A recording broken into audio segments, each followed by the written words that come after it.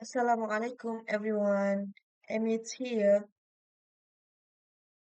In today's video, I want to talk about something that I think maybe some parents out there, maybe a teacher or anyone that want to find job online. I think you can try one of my can try to listen my video. I'm going to talk about online teaching.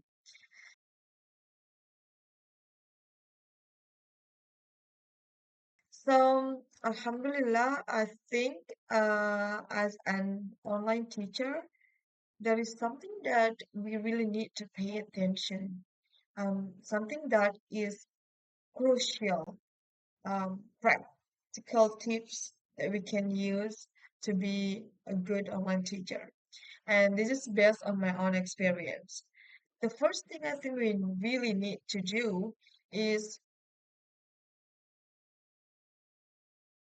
to go to get to know each other. Yes. I mean, it's kind of hard to teach someone if you don't know them. Or say, for example, you want to learn a new thing from someone else and you don't know who is that. So it's really important to get to know each other. I'm talking about um, teaching a kid, okay? Because my experience I am teaching a kids around 5 years to teenage, like 14, 15 years old. So, but mostly it's the kids. Um, so building that relation or like make bonding with the students is really crucial. And because it will help you to understand the students' characters. Then later on, it will help you to have a good communication with them and remember to get their intention in the first meeting because it's affect another meeting after. So here's some questions you can ask to get to know each other with your student. It could be their hobbies, it could be their favorite food, favorite color, or anything that you think it's interesting. So do that until you find something similar with both of you and your student. And they can feel that sense of, okay, my teacher want to know me, of you really care about them, not just want to deliver that knowledge. Number two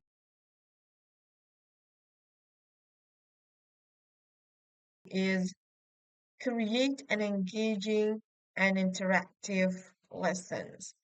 What I mean is, um, you can use any kind of media tools. It could be videos, it could be images, or maybe an game apps. I use that many times in my class though.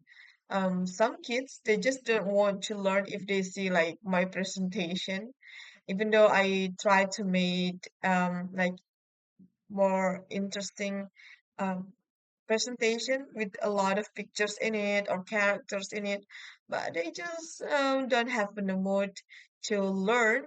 So sometimes I try to get their attention by playing games together.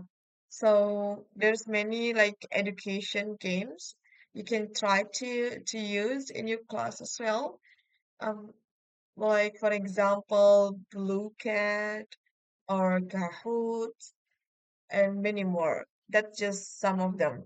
And also sometimes I use whiteboards because the kids they love drawing, even though they're drawing like I don't know what, but they just love that interaction. Like when you appreciate what they draw, what they trying to create in the whiteboard, you give them space to express their self. So usually that's what I did in a class.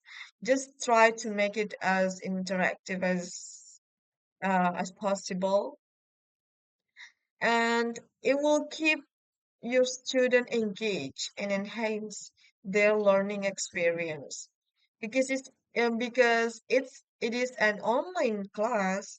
So sometimes you can like do a physical touch.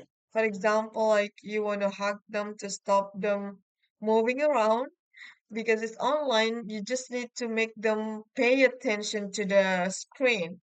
So make sure you use like the background if you are using a Zoom meeting, you can play with the backgrounds and stuff so that um they can you can gain their attention and many more.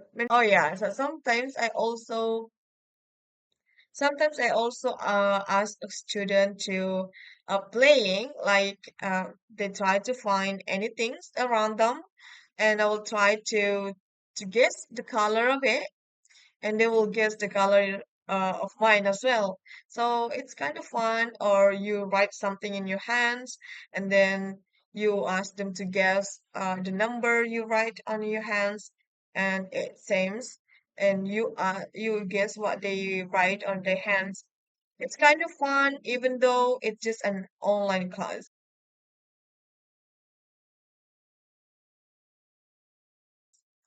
So, number three is adapt to different learning styles. So, every student is different. As I said before, when you create engaging and interactive lesson, they have their own unique ways to learn. And therefore, as a teacher, we should teach them based on their way to learn. Sometimes there is a case where students like to learn the lesson by just watching a videos, as I said before. Some students they like to read a story, um, or some of them they like to see a pictures and then we explain that pictures. Other student, as I said before, they love to playing a games. So it's really important to recognize that student have different learning style. So as a teacher, we have to adapt our teaching method to accommodate them to to what you call that, to teach them based on their ways. And number four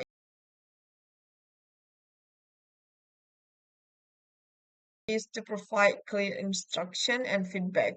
I think it's really important after all the interaction inside the class.